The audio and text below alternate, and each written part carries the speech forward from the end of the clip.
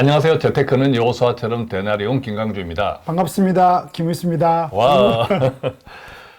자, 가을입니다. 그죠? 네. 예, 우리 센터장님 복장도 좀 가을풍이다. 가을 제일 좋아합니다. 예. 네. 자, 최근 상담입니다. 젊은 친구인데요. 네. 미혼이죠. 네. 예, 미혼 여성입니까? 여성입니다. 예. 네. 미혼 여성이 보통 이제 미혼들이 주로 재정 관리가 잘 안 되는 편이더라고요. 대부분 안 됩니다. 어떤 의미에서는 네. 조금 부양가족이라든지 네. 책임감이 없다 보면 너무 좀 자유로운, 좀 하고 싶은 거 그죠? 하고. 예, 네. 자유로운 재정 관리. 맞습니다. 그러다 보면- 좋은 것도 있습니다.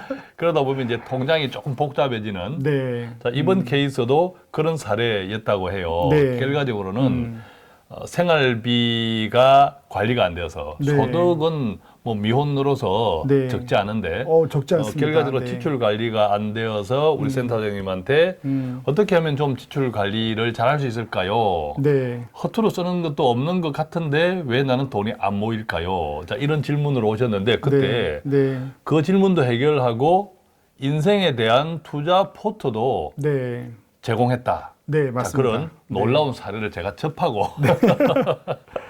오늘 그 사례를 함께 나누고자 합니다. 어떤 내용이었죠? 그 30대 중반 정도가 되고요. 예. 늘 상담하다 보면 결혼 물어보면 결혼은 언제든지 하겠다. 근데 지금 이제 남자친구는 없고 소득 많습니다. 소득이 280만 원이니까. 그렇죠. 혼자 굉장히 생활하는 많습니다. 데는 넉넉하죠. 예. 근데 이제 이걸 뭐 저축을 못하고 거기다 쓰고 있는데 돈이 관리가 안 되는 거고요. 예, 어떤 형편입니까 지금? 그 재정적으로? 지방의 아파트를 2년 전에 예. 한 5억 주고 샀습니다. 저 어쨌거나 많이 모았네. 모았죠. 그리고 그죠? 부모님에게 도움도 좀 받고, 도움도 좀 받고. 또 30대 중반, 37세거든요. 예. 네, 그러다 보니 이제 돈을 좀 많이 일을 한 그러네요. 10년 이상 했다 그러더라고요. 예, 예. 네. 많이 모았네. 근데 이제 대출이 1억 3천이 있는데, 지금 현재 4억짜리 집인데 네, 지금 대출 집이 1억 떨어졌고요. 3천, 좀 대출이 값이 1억 떨어져가지고. 3천 정도고, 이제 고민은 그러니까 대출이 있으니까 불안한 거죠. 돈은 안 모이고 이렇게 돈 관리가 안 되는 분의 특징이 불안합니다. 280을 벌어도 저축할 돈이 얼마 없고 그러다 보니 불안하고 더 큰 문제는 이분의 일 직업상 지방 출장을 좀 많이 다닌다고 합니다. 예, 그리고 가끔 지방 출장. 해외 출장도 가고요. 예. 근데 이제 문제는 이러다 보니 출장 비용을 제법 쓰는데 그게 이제 섞여가지고 자기 생활비하고 구분이 안 되는 개념이에요. 아, 그러면 출장 비용을 회사에서 미리 예컨대 뭐 쿠폰식으로 받아가서 쓰는 것이 아니라 자기가 쓰고 영수증을 첨부하면 한 달에서 두 달 사이에 돈을 지급되는 거죠. 다시 이게- 급여 통장으로. 이게 일종의 신용카드 쓰는 거하고 비슷하네. 비슷합니다. 그러니까 네. 분명히 돈은 썼는데 이게 돈이 다시 들어와야 되니까 네. 내가 쓴 건지 회사 지출인지 헷갈리는 거죠. 헷갈리면서 지출 관리가 안 되니까 어느 때부터 에라 모르겠다 하고 이제 그래서 뭔가 내가 많이 쓰고 있는 것 같지는 않은데 네. 통장이 어지러워졌네, 그죠? 그러니까 이런 분들의 또 특징이 뭐냐면 제가 그 집어냈습니다. 해외 가잖아요. 그럼 해외 가면 사실은 회사가 다 주는 건데도 예. 자기 돈으로 쓴 것과 회사가 쓰는 것들이 구분이 안 되다 보니 그렇죠. 해외 나가면 또 내 것도 좀 쓰고 네, 싶잖아. 자기 거 쓴 거를 쓸 때 회사가 준 것처럼 써버리니까 엄청 많이 쓰는 그러니까 거예요. 네. 어떤 경우는 회사 출장 비용보다 내가 지르는 더 돈이 많습니다. 더 많을 수도 네. 있고. 근데 쓸 때는 이제 애매하니까 기분은 내고 그러니까. 구분이 안 되다 보니 자꾸 쓰는 거죠. 그러니까 우리가 해외 출장 잦은 사람들한테 야, 좀 부럽다고 하는데 이 돈 관리가 안 되겠네. 안 됩니다. 눈에 보이는 것이 네. 너무 유혹이 많으니까. 그래서 그죠? 300을 썼는데 들어온 거는 80인 거죠. 하여튼 그래서 예. 뭐 노후 그러다 보니 이제 노후 준비도 음. 혹시 결혼을 안 하게 되면 집은 구했는데 아. 내가 이러다 어떡하나 나중에 싶은 뭐 거죠. 노후에 네, 네. 뭐 연금이라든지 네. 이런 것들은 잘못되는 것 아닌가. 준비를 하나도 이렇게. 안 해놓고 있고 저축도 제대로 안 하고 있는 상태여서. 자, 네. 그래서 어쨌든 지금 통장이 어지럽다 분명히 많이 쓰고 있지는 않은 것 같은데 본인 생각일지 모르겠지만 네. 통장을 어지럽다 어떻게 하면 좋을까요? 그 질문으로 왔는데 네. 어떻게 조금 도움을 주셨나요? 일단은 상담을 하고 이제 세 가지 질문이었으니까 예. 대출이 너무 많다. 그러니까 자기는 이걸 무조건 갚고 싶은 거죠. 음. 또 급여 관리는 안 되는데 돈을 막 갚고 싶고 이러니까 예. 불안했는데 첫 번째가 사실 이거에 대해 제가 늘 이야기하지만 280만 원을 받아서 1억 3천을 원리금을 내고 있죠. 원리금이 60만 원 정도거든요. 예. 그럼 이제 60만 원을 내면 끝난다고 저는 이야기를 하죠. 세금이라고 생각하면 되겠네. 네, 늘 이야기하듯이 그냥 이렇게 내고, 그러니까 중요한 건 내가 일을 해서 60만 원을 낼 수 있으면 얘는 끝나니까 너무 조급해하지 말자. 지금 또 누리고 있잖아요, 그죠? 네. 예, 충분히 누리고 물론 있고. 갚아야죠. 그래서 예. 갚을 계획을 나중에 세우겠지만 예. 일단 막 무조건 갚는다는 어떤 마음의 부담보다는 이거 60만 원 내면 그렇지 이거는 끝나는 거지.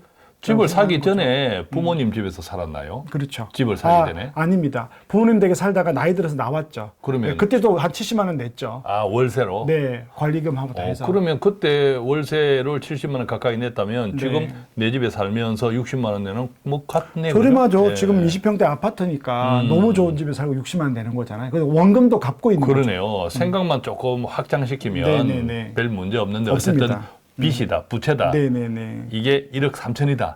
그럼요. 이것에 대한 좀 부담, 심리적인 압박이 있네. 100만 원 안 남는데 100만 원 갚아도 10년 갚아야 된다는 게 그럼 10년 되면 47세인데 이런 부담이 있었던 거죠. 그럼 이게 당연하다. 그냥 네. 살아가기 위한 비용이다. 네. 그 전에 월세나 70만 이거나 냈지 뭐가 않냐. 다르나. 그리고 대신에 집이 하나 생길 수 있냐. 이렇게 이제 정리가 된 거네. 그 그죠? 이야기만 했는데 음. 굉장히 자유함을 얻었어요. 네. 그렇죠. 네. 자, 그다음에 이것은 대출에 대한 요것은 뭐 시각을 달리하자. 압박을 갖지 말고 네네. 그냥 즐겨라 이렇게 이제 정리가 네. 된 것 같고 네. 그다음에 자, 두 번째가 이게 많이 좀 고민일 것 같아요. 핵심이죠. 그죠? 네. 회사 비용으로 쓰는데 이게 바로 안 들어오고 몇 달 뒤에 들어오는데 네. 또 나도 같이 질러.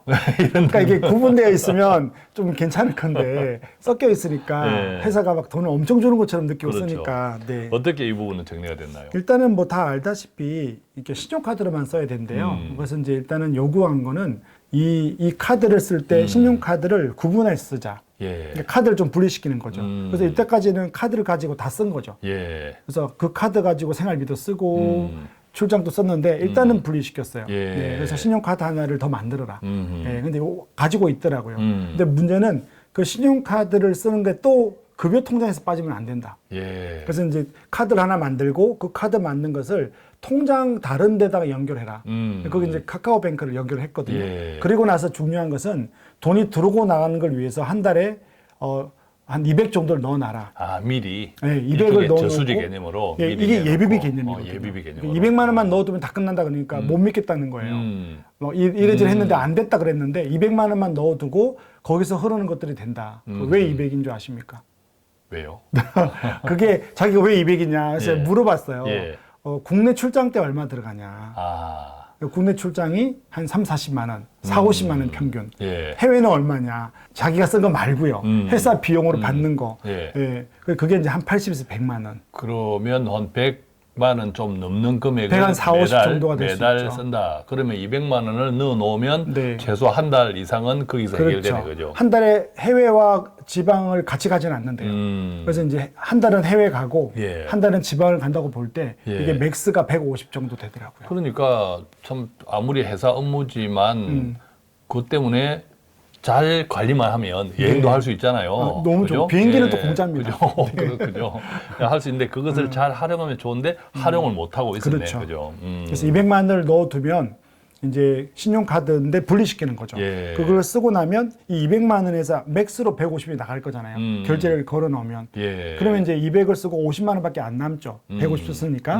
근데 이제 한 달 안에 예. 또 회사에서 돈을 주는 거죠. 아, 그러면 그 돈을 주는 것도 좀 구분해서 받으면 좋겠네. 네, 이 생각을 못해 제가 숙제를 줬습니다. 회사의 아. 재무팀이 알아봐서 급여 통장으로 넣지 말고 이분이 카카오뱅크를 이번에 새로 만든. 연결했으니까 그러니까 그쪽으로 넣어달라고 하니까 그렇게 해준대요. 아, 네, 그러면 그렇군요. 이제 150이든 100이든 그 통장으로 들어오면 200만 원은 들어가 있고 예. 내가 먼저 선지출하겠죠. 그러니까 100이든 150 나가도 또 한두 달 뒤에 또 그 돈이 들어오니까 1년이면 돌고 돌아서 또 얼마가 남을까요? 그러겠네. 한 200 정도 남아 있는 예. 거죠. 설령 뭐 회사에서 안 해주면 자기가 이체를 그때그때 시키면 되겠다. 그죠? 회사에서 안 해주면 어떡하냐고 처음에 질문했어요. 예. 바꿔라. 그러면 회사에서 안 해주면 급여 날에 그 돈이 들어올 거 아니냐. 근데 그렇죠. 항목으로 들어온대요. 출장비. 그럼 그만큼을 무조건 카카오뱅크로 옮겨라라고 했는데 다행히 이제 해준다고 했으니까 그랬군요. 해줘도 되고 안 해줘도 됩니다. 자, 그러면 이분 같은 경우에는 280만 원 소득에서 생활비, 대출 원리금 등등을 빼고 나면 그럼 남는 돈은 어떻게 되나요? 그러니까 원래는 제가 지금 물었어요. 얼마를 저축할 수 있냐 그러니까 저축을 50만 원만 하고 있더라고요. 아마 그게 아까 출장 가서 아. 써가지고 카드로 예, 쓰고 돌아오고 하니까 자기가 50만 원 이상 저축을 못했다고 했던 아, 거죠. 자기가 그냥 순간적으로 충동 구매하는 것은 우리가 어떻게 해줄 수는 없다, 그죠? 네, 근데 그거는 잡았죠. 잡고 이제 여러 가지 자기도 목표가 있다 보니 예. 그래서 다시 잡아보니 이것만 했는데 120 정도는 어렵지 않게 저축을 하겠다. 자, 그렇다면 이제 120만 원을 어떻게 할 것이냐가 더 중요하네, 그죠? 네, 이제 자, 이제 앞에 핵심이죠. 부분은 해결됐으니까. 네. 자, 120만 원이 인생 투자 포트가 되겠는데. 네, 5가지 인생 투자를 5가지? 짜자. 자, 인생이 5가지로 나눠집니까? 네. 자, 그럼 5가지는 첫 번째는요? 네, 첫 번째는 세액공제 상품이 이렇게 급여가 작지 않으니까 예. 세액공제 상품이 없다. 그렇죠. 이제 혼자 있으니까 네. 부양가족 공제나 이런 공제도 없죠. 좀 없을 네, 것이고. 아무도 없죠. 예, 그리고 이제 좀 노후 준비도 좀 해야 노후 준비, 되니까. 약간 노후 준비 고민이 네, 있으니까. 그래서 노후 준비를 한쪽으로 다 몰지 말고 좀 나누자 그래서 그러니까 첫 번째, 두 번째가 노후 준비를 위한 상품인데 상품. 그걸 또 뭐 개인연금을 들면 어떠냐 해서 개인연금보다는 첫 번째가 세액공제를 하자. 세액공제. 네, 그래서 20만 원을 연간 400만 원까지인데 예. 20만 원을 연금 펀드, 연금 이게 저축 이제 펀드에 그런 넣은 거죠. 장기니까 지속 가능성이 네, 있어야 네, 되니까 네, 네, 너무 네. 또 무리하지 말아야 되니까 네네네. 20만 그래서 원. 연금 저축 펀드에 넣고 연금 저축 펀드에 20만 원. 20만 원 넣으면 연간 240이니까 240. 거기에 이제 15%를 돌려받거든요. 등등으로. 네, 예. 그리고 이제 연봉이 올라가면 이걸 채우자. 그렇군요. 네, 그렇게 했습니다. 자, 두 번째는 그러니까 첫 번째를 통해서 세액 공제도 조금 받고 받자. 네. 노후에 노후 대한 준비도 조금 준비도 하자. 이제 시작하고. 네. 자, 두 번째. 두 번째도 변액연금을 하는데 이 변액연금이 늘 고민인데 생각보다 세액공제 상품을 종신토록 연금화시키는 사람들이 없더라고요. 제가 또 예, 일을 해보니. 예. 그러니까 세액공제로 이용하는 경우가 많고 중간에 없어지는 경우가 많아서 또 이런 그 여성분들 같은 경우는 한 10만 원 정도를 연금을 들고 대신 이제 투자를 하는 거죠. 저축보험을 하지 말고. 보통 세액 공제 받는 것은 나중에 공제 받은 것에 대해서 연금 소득세가 있고. 네, 또 이건 물론 이연과세니까 얼마 안 그래도 되지만. 유리하지만. 네네네. 변액연금 같은 경우에는 비과세니까 네. 세액 공제는 받지 못하더라도 나중에 또 그렇죠. 과세 세금에서는 자유로워지니까 그런 것이 있고. 근데 초기 사업비가 좀 나가지만 10만 원 가입하고 10만 원을 추가하면 추가 납입은 사업비가 아예 없죠. 없으니까요. 예. 그리고 100% 주식에 투자가 되니까 장기에 나쁘지가 그리고 않거든요. 일정하게 보면 특히 이제 젊은 친구들한테 장기 유지에 대한 약간 부담을 주는 그것도 선한 부담 그런 효과도 있는 이 것 같아요. 강제성이 나쁘지만 강제성, 않죠. 그죠? 예. 직장을 옮기거나 결혼하게 되면 또 세액공제를 안 넣는 분들이 많더라고요. 그러면 이제 이거는 약간의 뭐 10년 납이니까 예, 10년 예. 정도는 일해라.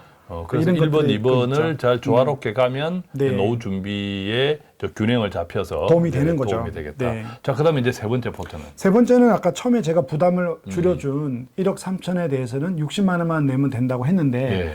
또 사람이 대출을 갚을 수 있다 그러면 또 기분이 좋잖아요. 예. 그래서 부담을 줄여주고 50만 원 가지고 5년 동안 대출 상환용 ETF를 가입을 시켰습니다.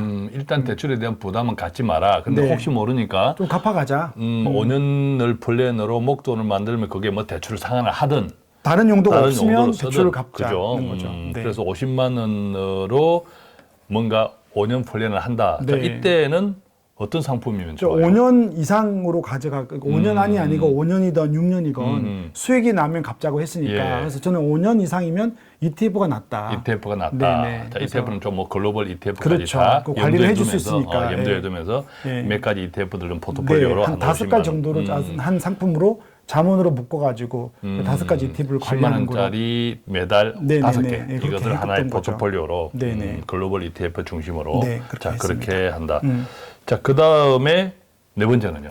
이제 해외 갈 때 뭐 이것저것 산 거에 대해서 못 하겠으니까 이제 이렇게 사람이 이제 뭐 사고 싶은 게 있을 거 아닙니까? 그래서 이제 그렇죠. 10만 원 가지고 당장 말고 10만 원 가지고 한 3년 5년 뒤에 또 해외 가서 사고 싶은 거 사기 위해서 지름 통장 만들어 보자. 미리 지르고 나중에 네. 하지 허겁지겁하지 말고 네, 이 돈만큼 준비한 사자. 만큼 준비하고 준비한 범위 내에서 네. 지르자. 그때는 지르는 게 아니다. 그럼요. 예. 그럼 이제 3년에서 계획적인 5년 잡은 소비. 거는 네. 3년에서 5년 잡은 거는 뭐 지금 주가를 볼 때 모르는 거죠. 그래서 3년 예. 뒤가 수익이 날 수도 있고 예. 5년 뒤에 수익이 날 수 있으니까 수익 나면 해외 가서 가방 하나 사자. 이렇게 해서 10만 원을 꼭 뭐 가방 아니더라도 지름 통장으로 만들었습니다. 예. 자, 그럼 이제 다섯 번째는. 다섯 그럼 번째는 네 번째를 통해서 나름대로 충동 구매도 좀 해소가 됐고. 그렇죠. 대출도 3번으로 예. 뭐 대출로 갈지 모르겠지만 한 5, 6년 뒤에 예, 3, 4천만 원 그렇죠. 갚고. 자, 이제 나머지 네. 마지막 5번째는. 다섯 번째는 이렇게 이제 120을 다 하다 보면 단기 여윳돈이 없고 예. 급할 때 또 예비비를 다 쓸 수도 있으니까 20만 원은 1, 2년 적금을 들은 거죠. 그래서 2년마다 한 500만 원 만들어 놓으면 안전빵으로. 그럼요. 집안에 돈 쓸 일이 생기지 않을 겁니까? 그래서 5번이 있어야 1번, 2번, 3번, 4번이 안전하게 가는 거죠. 그렇겠요. 네. 1번, 2번, 3번, 4번, 5번이 단기, 중기, 위험자산, 안전자산, 또 예비비 뭐 등등으로 많이 네. 분산이 되면서 균형이 잡혔다. 그렇죠. 그죠? 20만 원 정기적금 해도 1년이면 240만 원 원금만 2년이면 2년 하면 500이니까. 뭐 500 충분히 네. 되는 혼자서 한 500 정도는 단기 이벤트를 쳐내지 않을까. 그럼요. 네. 500이면 큰 돈입니다. 어마무시한 큰 돈이죠. 네, 맞습니다. 자, 그랬군요. 그래서 통장이 엉망이 돼서 어떻게 하면 좋을까요? 라고 오신 분을 네. 인생 포트까지 정리해 드렸으니까 큰일을 했습니다. 그죠? 아이 큰일 네, 했습니다. 50만 원밖에 저축을 못 하던 이분이 분인데 인생 또. 농사를 네. 설계도를 주셨네. 네, 네. 예, 이제. 이것에 대한 실행은 물론 네, 본인의 그분의 몫입니다. 책임이죠. 네. 예. 하나님께서 같이 하실 것을 믿습니다. 아멘. 네. 자, 오늘 저희 이렇게 해서 보통 특히 미혼인 경우 자기 재정 관리가 아무래도 부담이 좀 적다 보니까 네. 잘 안 되는 경우가 일반적으로 많은데 그 케이스를 가지고 와서 그렇지만 미혼이든 기혼이든 인생은 동일하니까 비슷합니다. 그죠? 네, 네. 동일하니까 장기 인생에 따른 목적 자금 관련해서도 네. 여러 가지 것들을 안전자산까지 또 심지어 뭐 단기 예비 자금까지 네. 포트를 쫙 정리해 드렸는데 같이 들어보시는 여러분들도 들어보시니까 괜찮다 싶으죠. 저희들도 괜찮다 싶으니까. 자, 오늘 이처럼 다양한 사례 가운데 미혼 청년의 사례를 좀 가지고 함께 나누어 보았는데 또 직접 당사자분도 계시겠고 또 어른들 같은 경우는 다 큰 자녀분들 네. 자, 이런 데에서도 조금 유익하게 참고되면 좋겠다라는 바람을 남기면서 저희는 여기서 마치겠습니다. 고맙습니다. 감사합니다.